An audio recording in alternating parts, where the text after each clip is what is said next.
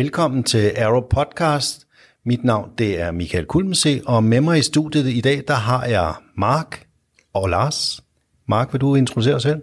Jo, tak. Jeg hedder Mark Nellemann, og jeg arbejder hos IBM, hvor min stilling er teknisk specialist på vores powerbrand.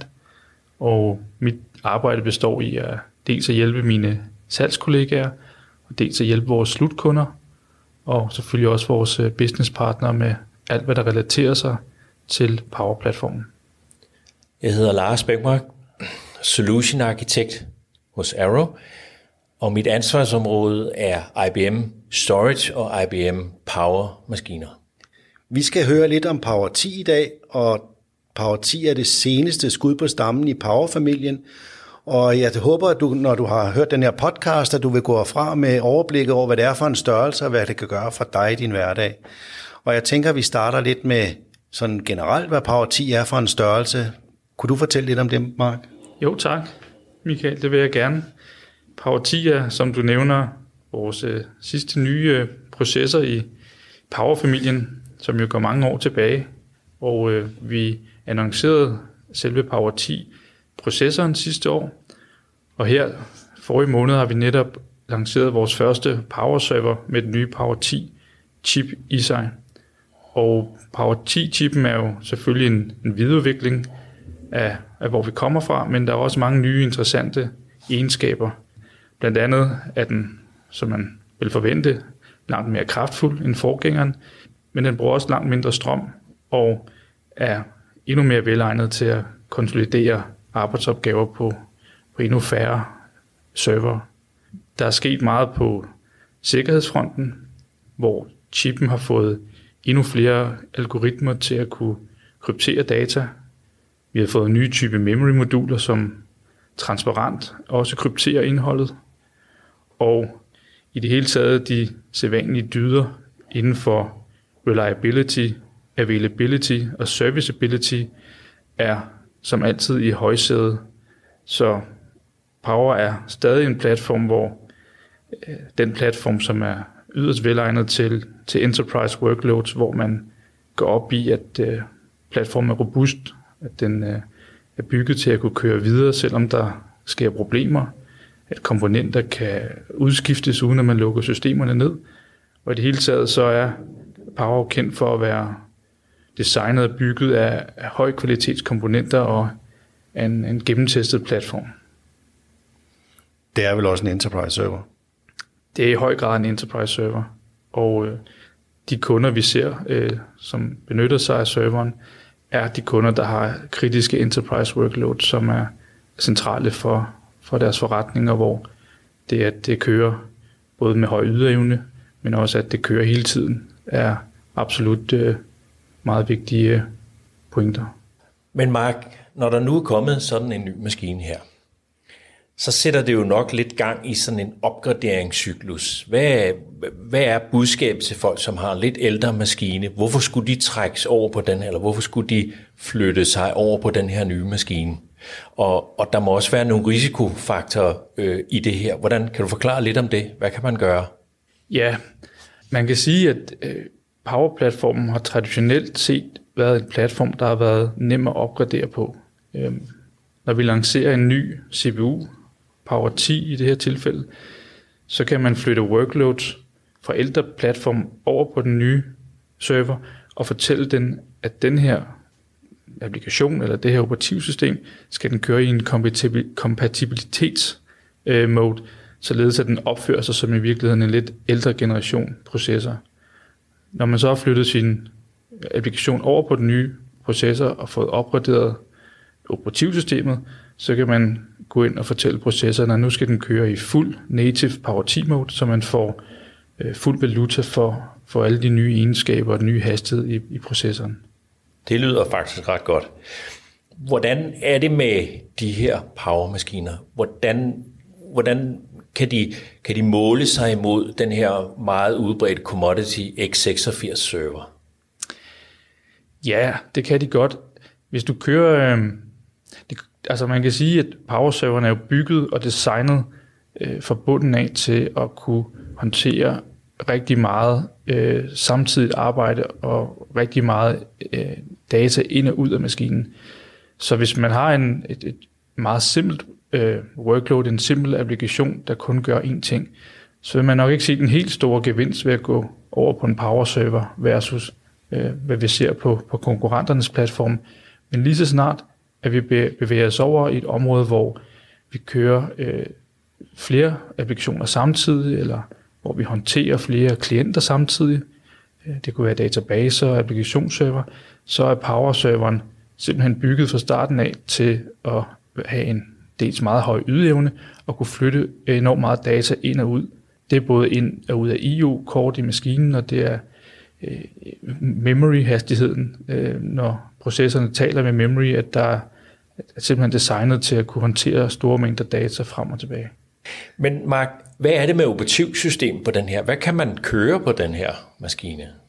Traditionelt set, så har vi jo altid kunne køre AIX, som er IBM's proprietære Unix operativsystem, og man har kunne køre IBMi på Power-platformen, men i rigtig mange år har vi også kunne køre Linux på Power-platformen, og det er faktisk også der, vi ser en stor efterspørgsel og stor vækst. Kan vi nævne nogle af navnene på de operativsystemer? Altså på Linux-fronten, der ser vi typisk Red Hat Enterprise Linux eller SUSE Enterprise Linux, men man kan faktisk køre stort set alle Linux-distributioner på en power-server.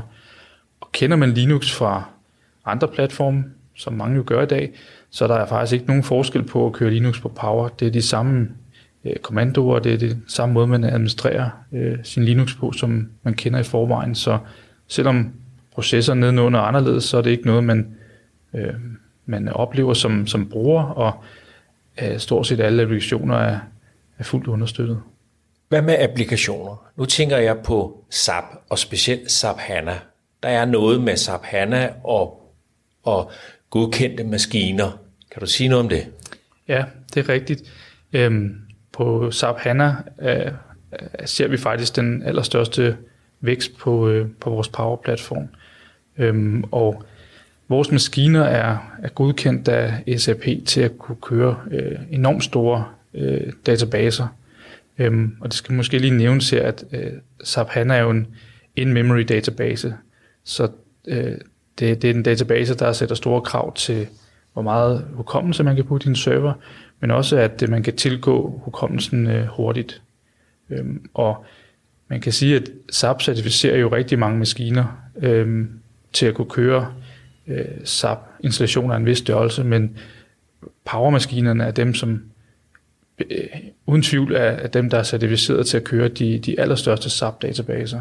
Og kigger vi for eksempel på nogle af vores større maskiner, hvor vi kan sætte helt op til 64 terabyte hukommelse i en maskine, så er vi godkendt af SAP til at kunne afvikle enkelte virtuelle maskiner med databaser på helt op til 32 terabyte hukommelse. Der er et langt spring fra dem ned til hvor konkurrenterne er. Og det betyder selvfølgelig en stor del for de kunder, der er oppe i de størrelser, at de kan afvikle dem på Power-platformen, men også at der er plads til at vokse. For SAP rykker også til den godkendelse, har vi set, at for nogle år siden, der var det på nogle 20 terabyte, nu er vi kommet op på 30-32 terabyte, og vi forventer, at den her certificering, den følger med. Så på SAP HANA, så er vi helt sikre på, at vi kan afvikle de helt store og kritiske SAP-applikationer på Power-platformen. Men jeg har jo set, der ligger ude der ligger meget ude på nettet, og blandt andet ligger der også i forhold til en ting, at den er nu hurtigere, og den kan rigtig mange ting, den her nye platform. Outcomet af det her, altså noget med, man kan få business intelligence rapporter, alle mulige rapporter, analyser, det kan man jo få 3-5 gange hurtigere, og det må jo give kæmpe værdi for forretningen. Og det ligger, så vidt jeg husker, så ligger der et link ud på, hvor alt det her det er adresseret, er det ikke korrekt? Det er rigtigt, at der er nogle helt klare fordele i at afvikle SAP HANA på Power-platformen, og det kommer især til kende ved, at nogle ting kører væsentligt hurtigere. Det er igen meget forskelligt fra, hvad for en type forespørgsel man laver mod databasen, men vi har set rigtig gode resultater og test, der viser, at den kan være rigtig mange gange hurtigere. Det kommer til udtryk i, eller på grund af, at på traditionel vis, der har man måttet køre SAP HANA på flere server, hvor man har distribueret indholdet ud over dem, og hvor man i nogle tilfælde har skulle ud på netværket imellem serverne for at hente data. Og netværk er jo som bekendt mange gange langsommere, end når man har det hele liggende lokalt i samme maskine i memory. Så det giver nogle helt klare fordele i forhold til svartider, men det gør også installationen og vedligeholdelsen og den daglige drift af SAP HANA enormt meget mere enkelt, i og med at man kan have det liggende på en stor enterprise server i forhold til at vedligeholde og administrere en installation, der er spredt ud over mange mindre server. Mark, alle de taler jo hybrid cloud, de taler on-prem, og man taler meget om dynamisk, de muligheder, der ligger i det. Kan du ikke fortælle lidt om, hvordan vi gør med en Power 10-maskine, og hvad den kan tilbyde? Jo, det kan du tro. På Power-platformen har vi noget, vi kalder Shared Utility Capacity. Og bag det her lidt spøjse navn, der gemmer sig faktisk noget rigtig smart. Fordi når du køber en Power-server, så kan du i virkeligheden vælge at sige, at jeg vil kun købe og aktivere 40% af den kapacitet, der er i maskinen. Det kan være 40% af de processorressourcer, der er, 40% af den hukommelse, der sidder i maskinen. Og så er den øvrige kapacitet i virkeligheden død, men er til stede i maskinen fysisk. Og det betyder, at du som bruger kan vælge dels langsomt at vækste og aktivere den her kapacitet, købe den over tid, når du får brug for den. Men det betyder også, at den her kapacitet kan bruges, når du har spidsbelastninger. Og der har vi faktisk noget, som man normalt kun forbinder med nogle egenskaber, du ser ude i public cloud. Det her med, at du kan skrue op og ned for kapaciteten, men også det her med, at du kun betaler for den kapacitet, du bruger på et givet tidspunkt. Og på Power-platformen, der er vi helt nede på at kunne måle per minut, hvad bruger du ud over din basekapacitet.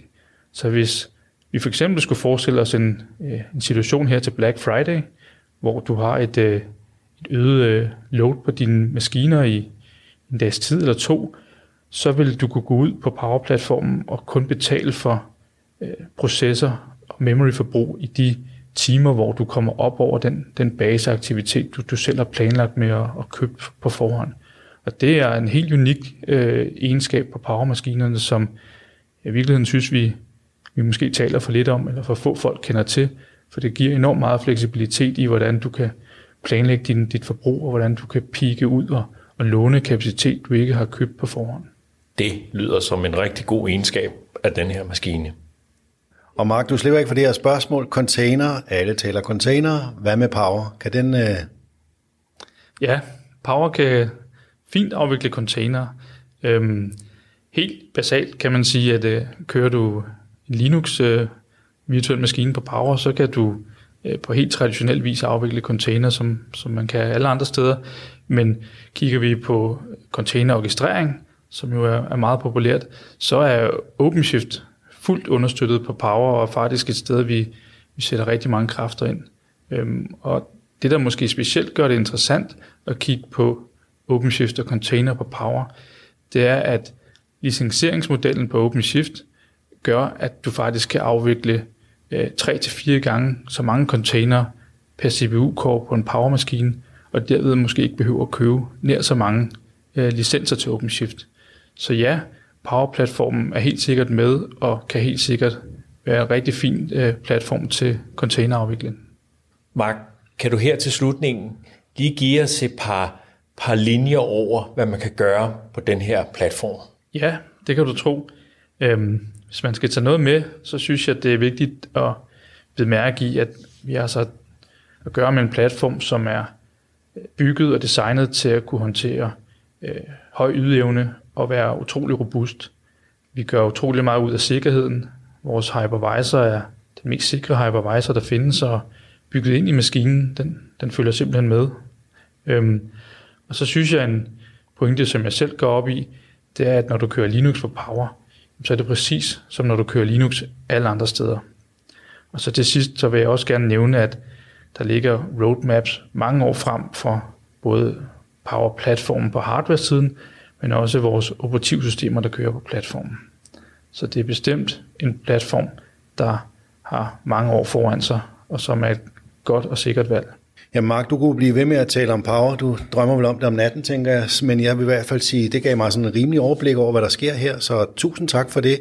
Og i appen, der vedlægger vi en masse link, som underbygger nogle af de ting, du har sagt i dag. Tusind tak for det til begge to. Hej.